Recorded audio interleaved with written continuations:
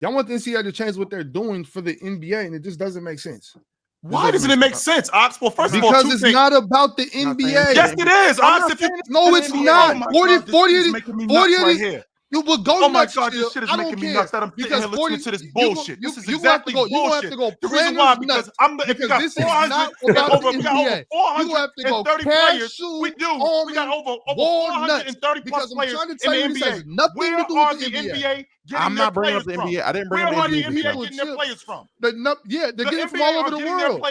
40 of them. Most of them got 40 of them. Okay, 40 of them per year. 40 of them per year. How many kids are in the NCAA, Chill? How many thousands of kids playing in NCAA? But that's the problem with that is that's just guys who get drafted. We ain't talking about the guys who are undrafted. And then they go play overseas. Whoa. And not just overseas. They're still playing real basketball. Not just overseas, but they also play in the G League, where they came from college. A lot of these guys. All of these guys in the G League didn't come from overnight elite and shit like that. No, they did not. And number two, to Damo's point, these coaches are trying to keep their jobs. They're trying to keep their jobs, and in the process of them keeping their jobs, they playing Bam. Coach Calipari is playing Bam the way he sees fit. Does that work for me? Hell no, because I feel like you holding him back. You absolutely are. This is an elitist mindset. What y'all are trying to spew is an elitist mindset. No, it's not an elitist mindset. This is where we get our players from. Fellas, we got one mic. Y'all want to derail all of these guys just for the sake of these 25 guys. And it's crazy. All of what guys? My point is, hold on. Everybody, they're trying to teach these kids how to play basketball, and y'all want them to mimic what they're doing. So in the then NBA. give guys scholarships that fits the role you want them to play. That's my point. That's a part of basketball, and that's the problem. That's the problem. No, because that's what's wrong with this. That's what's wrong with the NBA. That's why we always got to deal with this guy can't do this. This guy can't do that because he didn't go to college and learn how to play basketball. That's the problem. Listen, please listen. He didn't learn how to play basketball. Listen. Because y'all want him to do that bullshit they doing in the NBA. They're not learning how to play basketball. You know what I'm saying? Go ahead, Damo. Go ahead, Damo. Again, I'm not talking about I'm spitting right now, Ron. Why should I stop spitting? No, you're not. No, you're not. No, you're not. You're not listening to me no more. For Chill to go nuts. No one is bringing up the NBA. Remove the NBA. Remove the NBA drafted. Take the NBA off the table. We are not talking about NBA. Okay, and hear me out. I do like good pure basketball. But my point is, if I am Coach Calipari, in my system, I want a rim running big who's going to set screens, protect the rim, run backboard to backboard, and that is his role. You know what I'm going to do? I'm going to go give a scholarship to a guy that plays that role. I am not going to go. And I am not going to get a kid that does everything, get him on my team and say, all right, bet, strip 80% of your game. You're just going to do this 20% I want you to do. I'm not going to do that. You know what I'm going to do? I'm going to get a kid that fits what I want and teach him freaking basketball. I'm going to make him a better player. I'm going to get a guy that does that. And on the side, I'm going to allow you to try to build your game. I'm not going to take some kid, whether he wants to go pro, whether he wants to be a teacher, whether he wants to go overseas, and change who he is. You're not screwing him up. You're teaching him how to play basketball. I'm not saying screw him up. No, you're not. I'm just saying I'm limited. More of these kids get screwed up. More of these kids get screwed up, Ox, than they actually learn how to play basketball. More of these kids do. Yes, they do. Let me tell you why. The prime example would be what Damo just got talking about. Damo just talking about, well, I don't know that Bam can handle a basketball like that. I don't know that Bam is that good of a transition player. I don't know that Bam is that good of a finisher. I didn't know that. And you know why I don't know that? Because that's not the way he was used. That's not the way he was used at Kentucky. Maybe if he was used differently, he wouldn't have been the 14th pick in the draft. Then you got to get better scouts. He probably would have been high. No, that has nothing to do with it. You got to get better scouts. It is. I'm going to tell you why. Let me tell you why. I'm going to tell you why, and I'm going to kill y'all whole logic real quick. Let me cook y'all for the hard way. Let me tell you this. Let me tell you this, Chip. When a guy is a prospect like that, don't think that college coaches are the only one watching him. NBA scouts know who they want to draft. They know who they're looking at 2 years before that. They see these kids in high school too. If you think for 1 second that let's take Boogie or anybody you want, any big you want. If you think that the first time that these NBA scouts saw him play was with Coach Calipari, because if Calipari is looking at you, the NBA is looking at you too. So if they know the skill set of these guys, Nas Reed Nas Reed, they knew what Nas could do when he was dribbling or do that in high school, but then they want to know, when you go to college, can you adapt? Are you coachable? Can you only play one way? So if you're telling me we're supposed to be coddling kids and not forcing them to learn something, chill, and I'm shame on you, chill. Shame on you. Because you are the one who said, stop just trading these kids, stop bailing them out, make them get better. So why not? Why is that? Why is it different with college? Is it because y'all don't like to watch it? That's because they're not teaching them. They are teaching them. They are teaching them. That's the problem. That's the problem. That's the problem right now. Hold on. Let me finish real quick. Let me finish real quick. Chill. I'm almost done. What I'm saying is this, chill. It's crazy to think that these guys are supposed to be NBA prospects, but I can't put them in my system and have him do this. Why? Because he's better at dribbling from the three. That means I can't put him on the blocking and help him expand his game. That is the definition of teaching. Me putting you in an uncomfortable situation for you to get better. So that's why these prima donnas are in the NBA talking that same dumb shit Paul George was talking about. Oh, we got rid of Robert Covington, so now I had to do stuff, and that's just not my role. Because you want to be babied and told, oh, you're perfect at this. Keep doing that. Don't get better. Don't get better. Let's change up everything. Let's change up everything for these other 1,000 kids, for these 25 that are going to the NBA. That's the craziest shit I ever heard. Okay, first of all, number one, these 25 kids that Head are on going the spike. These 25 kids that are going to the NBA, they're probably the reason why I'm going to keep my job. That's number one. Number two, you as a college coach, you as a coach on any level, your job is to advance me. That's your job. Your job is to, whatever I know how to do, let's advance that. Your job isn't to screw me up, because I've said this to you in the past. Anybody can train a secretary. You can screw them up too. And more of these college coaches have screwed these kids up more than they've advanced them, because they're trying to turn them into something else than what they actually are. If you have a six, it's not that they're not coachable. It's that you don't know how to coach them. You think your way is the only way. And because your way you think is the only way, that's why these guys leave. Not only that's why these guys leave. I'm not against coaching. I'm not against hard coaching, but it has to be to my benefit. If you don't know what you're doing, and I recognize that you don't know what you're doing, why the hell should I stay around you? Because all you're going to do is screw me up. And a coach like John Calipari, who is preaching you being a pro, your job is to help me be a pro. So whatever I know how to do, we have to enhance that. We have to make that better. Don't try to turn me into something that I'm not, because what you're going to do is you're going to screw me up, which is the reason why I didn't come here. The reason why I came here is so you can help me get to where I'm going, not because you can turn me into what you think that I should be. No, make sure that we're clear on one thing. When I came here, to whatever school that I came here because you saw me. I didn't call you, you called me. So it's your job to help me get to where I'm trying to go. Not my job is to help you just win games. I don't know if you know this, Ox, but I got dreams like you do too. And my dreams aren't just to help you win basketball games. Well, chill. Actually, though, go to G League Ignite then. Here's the thing, though, too. Let's not act like these 5-star recruits don't have access to go to any institution they want to. And they can go overseas. They're choosing, that's 100% on. Now, the first couple bigs that went to Kentucky, I'll give it to them. Maybe they didn't know that Cal was going to do that. Anybody after them first couple bigs, you've seen what Cal did to these other guys. You made the decision to go over there.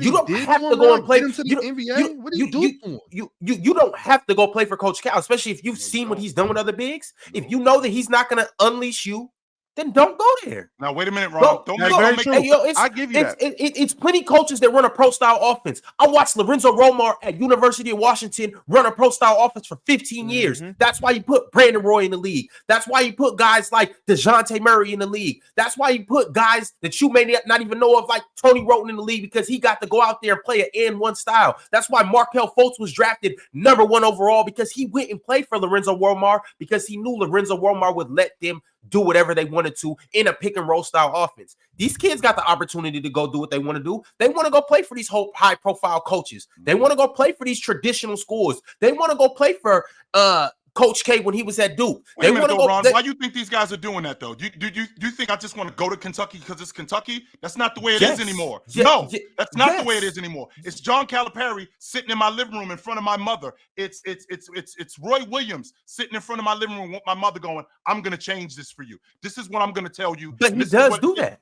This is what I'm going to. This is what I'm going to allow you to do. Only to find out that that's not what it is when I get there. That's not the case. Hold on, no, chill. About your man up in University of Seattle, I'm going to give you the ball and I'm going to turn you loose. If he gives me the ball and I'm going to turn me loose, well, of course I'm going there. Of course he's going to help. Chill, Calipari would turn them loose if they were the only 5-star on the team. When you go, and that's another thing. You can't. That's on these recruits. When you go to Alabama, it's a chance that if you are a 5-star quarterback, you might not play till your senior year. You might not start a single game because it's a 5-star quarterback coming in every single year. When you go and play, that's why old boy didn't get drafted. Mars, what's his name? The lefty from Kentucky? Justin Edwards. He went and played with a bunch of other dogs and 5-star recruits. He didn't have to go to Kentucky. He could have took his ass to Florida University and averaged 25 if he wanted to.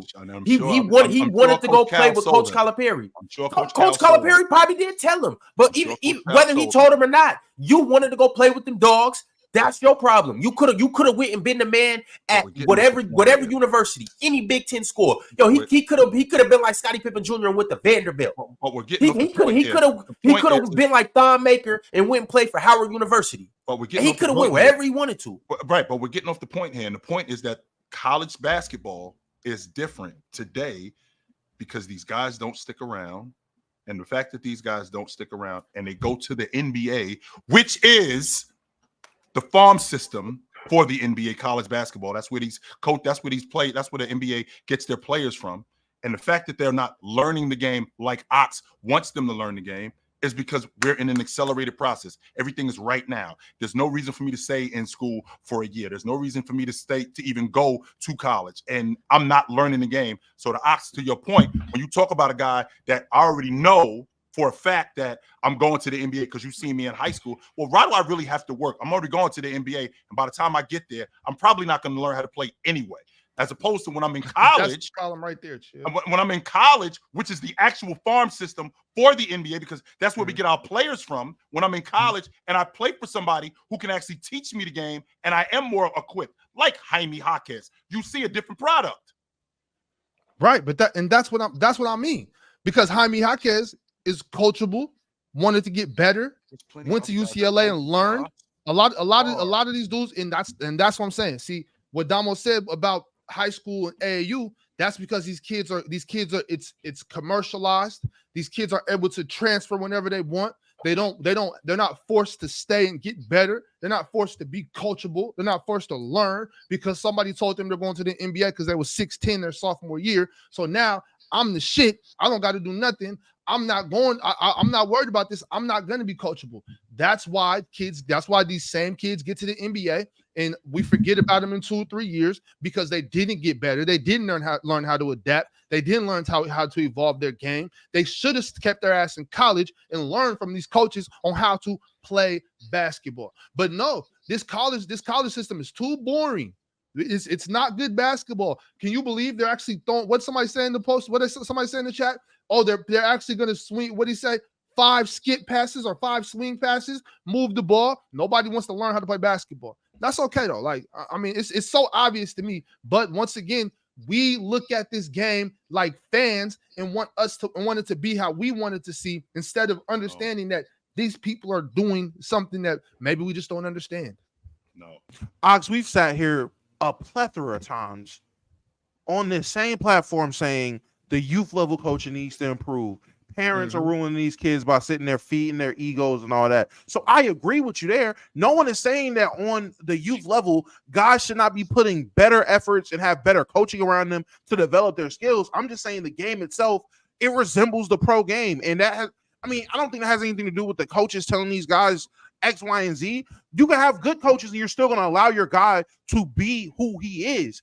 My whole point, and again, remove the NBA shit off the table. Remove getting the college game to look like the NBA. So my whole point is just, I don't believe, no matter who the coach is, no matter what the program is, getting a guy that does X, Y, and Z You getting him to your school, telling him he's going to do X, Y, and Z, and he gets there and find out, oh, I'm just doing A and B. That's whack. I would rather you just find kids that do A and B. That just feels better. And whoa, no sketch. And Ron, I'm not gonna lie to you. I 100% agree. These kids should do a better job of choosing these colleges. You shouldn't go to these restrictive ass systems. I agree. We had this conversation when I said, hell, I'd rather somebody be like Colin Sexton, Trey Young, and Kay Cunningham and go to a lesser known program so you can be who you are on the court to get drafted versus me being Rob Dillingham, having the talent that I have, and then I go to Calipari and now coming off the bench behind people I should be starting over. DJ says you. Yeah, you should be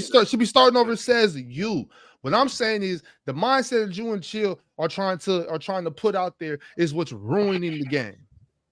My mindset of getting a guy that does the job that you want as a coach is ruining the game. Yes, not one. Damo, I get what you're saying, but also too. Okay, so let's say I need a big dirty work guy. Rebounds and play defense. I'm your Drummond type for my offense. You know who I'm going to go get? I'm going to scout Thomas Robinson. I'm going to scout Andre Drummond. You know who I'm not going to go get? James Wiseman and tell him to come for my program and beat Andre Drummond. That's the thing, though. But that's the thing. And this is also a thing about the college game, too, that is flawed. College it's a lot of smoke and mirrors, too. You want to get boosters you want to get your fans involved. You want to get your fans hyped. Because you got to sell tickets. You want to get the boosters involved. You want to get people excited about your program. You also want to have access to the best available players. When a 5-star comes and says they want to play for you, I've never seen it. And keep in mind, I'm not on the recruiting circuit. I'm not in these D1 facilities and all of that stuff. I'm not on their culture staff. I'm almost positive that very few people are going to turn down a Khalil Ware when he says I wants to go there. I'm very sure a lot of these programs are going to be like, yo, you know what, Jared McCain, we just don't want you to come over here because of X, Y, and Z. You know what, DJ Wagner, you can go elsewhere. Damo, when these 5-star recruits, you get 5-star recruits dime or dozen as a D1 program. Them dudes are when they want to come to your school, you're rolling out the red carpet for them. And I get what you're saying. You may need Andre Drummond. But if the other guy, if the other guy that shoots threes and likes to dribble and all of that wants to come to your program, you have to. It's just you got to do it. I think the thing we are leaving out is the fact that these coaches, they are trying to keep their job and they're selling these kids. And that's another thing too. They selling these kids. A lot of them selling these kids pipe dreams. That, yo, this is what you're going to be when you come here, only to find out that they're telling the same thing to this other kid. Calipari told DJ Wagner that DJ Wagner was going to be this, only to also tell Dillingham, yo, you're going to be this too. And DJ didn't realize that, yo, I was going to have to compete against this dude. He thought that he was just going to walk in, Calipari was going to give him the ball, and he was going to get busy, only to find out that the guy behind him was better. As a coach, coaches do this all the time. And I understand that that's part of recruiting. I understand that that's part of competition. I have no problem with that. But if that's what it is, sell me that. Like, yo, I'm also recruiting this dude. This is who you're going to be going up against. And now I have the choice of, okay, maybe I don't want to go there. Maybe I'm going to go play here where I'm going to have a better opportunity to showcase my skill.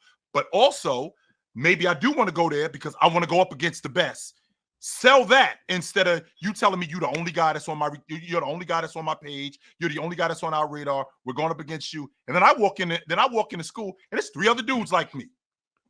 Well, chill. And also, we don't hear about the stories of the kids who are getting sold this. They go to a program and it don't work out. We just don't hear from them because that is a reality. There's the same way Ox is saying, oh, there's 1,000 kids that are playing in these systems. We're going to change the game to mess them up.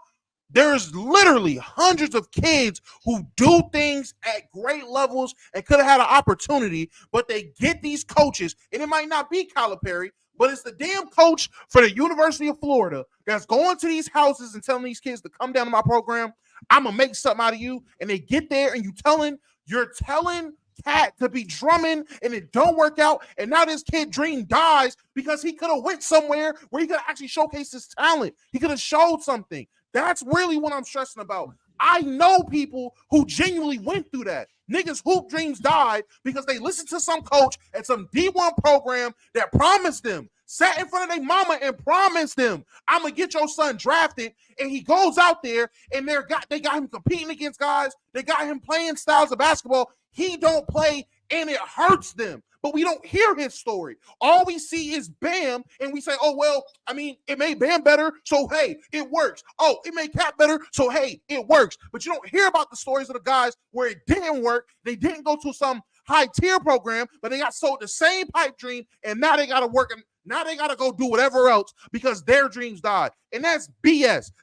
That's why I'm saying this. Everyone is saying, oh, Ox is cooking. Dom, you bugging. I would take the guy. Man, it's not about the 1%. It's not about the top 100. It's about the guys after that. It's about the dudes you don't know who are still great, who are still good, that could have went to Nebraska to play basketball and been given the keys to show his worth, show his work, and I could have got drafted at 33, and I could have changed my family's life with this opportunity, but I didn't. You want to know why? Because I went down here to be Trae Young, and you trying to make me Jason Kidd. I went down here to be LeBron, and now you got me trying to be Dylan Brooks, and that's not who I am, and that hurts my stock because I'm not some 5-star recruit. I'm a 3-star. The scouts aren't looking at me. I have to go here to prove my worth, and I can't prove my worth because I'm being played out of position. So guess what? My dream dead. Now I'm not a hooper no more. Damo, what I do want to say is, Damo and Chill, I mean, and I'm not saying it's right, but what is recruiting? It's gonna be like recruiting is literally like me persuading you to come here. So I selling dreams. Exactly. It's things are gonna be sugar coated. It may be some lies told, and once again, I'm not saying it's right, but hey, how many of y'all done recruited a chick and lied to her? Hands up in the chat. Never. You see what I'm saying? Hey, never. No, maybe not you. Never. Maybe not you. Maybe not you. Maybe not you. A lot of these women. Maybe not you, Damo. But if we were to go through the chat, I would say a good 80% of dudes have sold a chick. I don't want to say a crazy dream, but you'd have told a liar to. That's what recruiting is. You sugarcoat things. You lay it on a little heavier, and that's just what it is. But also, what I'm gonna say to that is, like we've talked a lot about Coach Cal, and here's what I do want to say about Coach Cal. With the Rob Dillingham and DJ Wagner situation, once again, both of them young brothers seen that the other person, somebody had to sign before the other person. So I don't know who signed first. Let's just say it was Rob that signed first, and then DJ signed after Rob, and I think that was actually the case. Mm-hmm. DJ knew that Rob was already there. He knew he was going to have to come and compete against Rob. DJ didn't have to sign that letter of intent. Also, too, when DJ did sign, Rob had the opportunity to transfer because he knew that he was going to directly compete against DJ Wagner. Rob could have been like, you know what? I don't want those problems. I'm gonna go over here. I'm gonna go play with the rival team or go elsewhere. On top of that, here's also my thing too. These dudes got the transfer portal. You don't gotta play if the coach has a system that's not. That wasn't always. Well, now it is though. Now it wasn't. The transfer portal is worse, Ron. It's making it worse. Well, I'm saying though, like we're talking about coaches that don't have systems that is good for your game. That's why the transfer portal's there. Now you can go wherever you want to. You can literally talk to whatever coach you want, figure out whatever system's best for you, and go play for that system. So it's like and right now it's no excuse when it comes to players picking schools because they have carte blanche to do whatever you want to do. And Kyle ain't sold dreams to Rob Dillingham or anyone or DJ Wagner. He gave because DJ Wagner and Justin Edwards were their biggest recruits, and Aaron Bradshaw. He gave Justin Edwards and DJ Wagner the promise of they're gonna start for Kentucky next year. DJ Wagner didn't deserve to start over Reed Sheppard and Rob Dillingham, but he did. But he did because that was the promise he was given. Now you can say that held Rob Dillingham back and Reed Sheppard back. I mean, I would say the 3rd and 8th pick kind of did okay, but he kept his promise to DJ Wagner and Justin Edwards. Now, did they capitalize on that opportunity? No. DJ Wagner's going back for year 2, and Justin Edwards is on a 2-way with Philly. Played very well last night, by the way. But like, I'm with Ox in the fact that the college game doesn't have to change to cater for the NBA because the small minority of people who go from college to the league doesn't justify changing it for everyone else. college basketball for the vast majority of guys who go D1, D2 isn't about A, becoming a pro, or B, definitely about going to the NBA. It's about getting a free education because you're on scholarship. It's about becoming a better man. You're going to be 22 years old, going through all of college for free, getting that education, and you get to play basketball. You come out of it, maybe you started as a senior, maybe I don't know what you did, but you come out of it a better man. It's about discipline. It's about being able to be prepared for the real world outside of basketball for the vast majority of college athletes. It's not, the vast majority isn't Rob Dillingham. The vast majority isn't Reed Shepherd. The vast majority isn't Stephon Castle or whoever. That this college stuff, college basketball, college sports is about preparing you for the real world. And that's what it does for the vast majority of people. If you just let these guys come in and do whatever they want, that's not preparation for the real world. You don't get to do whatever you want in real life. You don't get to do that. You have to be disciplined. Like, even just coming up here, like, we have a set time we have to start. Sometimes we're late, but we have a set time we're meant to start. We're committed to us 3 hours a day, every day. It's not just, I show up when I want, I do what I want. I don't feel like showing up tomorrow for the panel. I'm just not going to show up. No, it's about discipline and building the right habits and all of those things. And that's what college basketball was for. Now, is the style of play a bit old school? Sure. But college isn't just about getting 2 guys on 7 teams to the NBA. There's a bunch of college teams who never have guys who go to the NBA, who their dream is just to make the tournament. Like, what about those guys? Are they meant to? Is the game meant to just change for them too? Like, that's not what college basketball is. Like, it's more than just the 0.1%. I feel like in life in general, we always like try and change the rules just to cater to the top 0.1%, when there's 99.9% who those rules don't benefit. Like, let's focus on the majority and not the minority. And if those top 0.1% don't like it, that's why overseas is available. That's why the G League Ignite was available. That's why OTE became a thing. It was for an alternative route. But we saw what G League Ignite was. It was a hellhole. But you know what they did? They gave their players freedom. That's one thing they did. Now, did they lose? Did they go 2-28? Yes. But one thing you can say G League Ignite did, whether it was Jalen Green, Scoot Henderson, Matas, Ron Holland, whoever you want to name it, they gave them freedom to do what they do on a basketball court. They gave Ron Holland more responsibility than he'd ever had playing for the G League Ignite. Did it help his stock? Sure. But if that's what you want, that's where you go. You go to the G League. But if you want to be in a professional environment, you want to learn discipline, you want to become a better human, a better man, you go overseas, you go to college. Like, it's about what you want. We can't then change college because Ben Simmons didn't like it. Like, no, we're not changing everything to suit the few. Like, I don't think that's how things should ever work. But yeah, so I'm with Ox in that sense. It's the player choice way. Yeah, them boys don't get it started. The player choice way. The player choice way. Come and switch lanes into the player choice way.